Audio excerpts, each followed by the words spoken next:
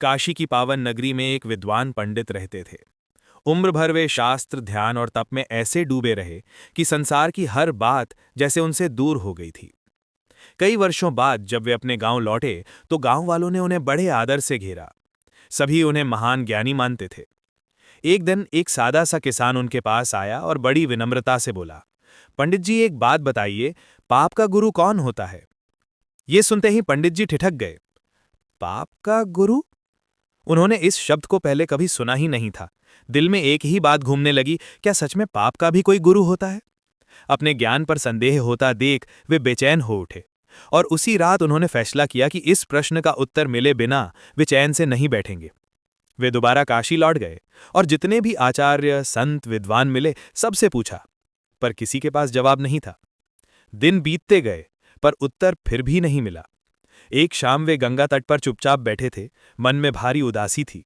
तभी एक वेश्या वहां आई और बोली, पंडित जी, आप बहुत व्याकुल लग रहे हैं, कोई समस्या है क्या?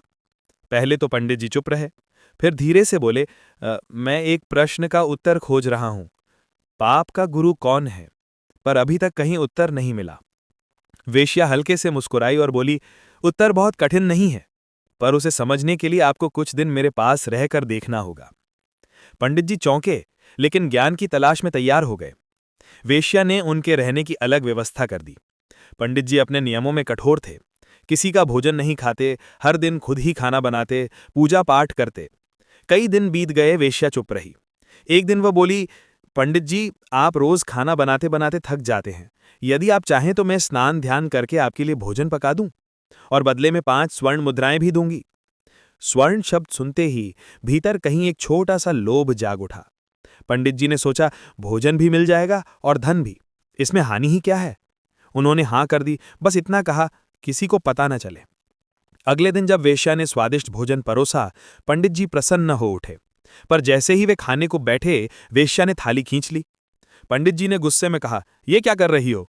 वेश्या शांत स्वर में बोली, पंडित जी, यही आपके प्रश्न का उत्तर है।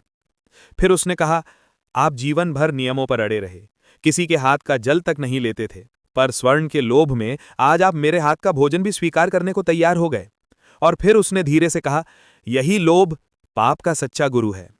लोभ इतना शक्तिशाली है कि वो ज्ञानी को भी मार्ग से भटका देता है, नियम भूलवा देता है, धर्म डगा देता है। पंडित जी की आंखें झुक गईं। वे समझ गए, जिस क्षण मन लोभ के अधीन हो जाए, उस क्षण से ही पाप का आरंभ हो जाता है। अगर कहानी अच्छी लगी हो तो वीडियो को लाइक करें, शेयर करें, कमेंट करें और चैनल को सब्सक्राइब करना ना भूलें।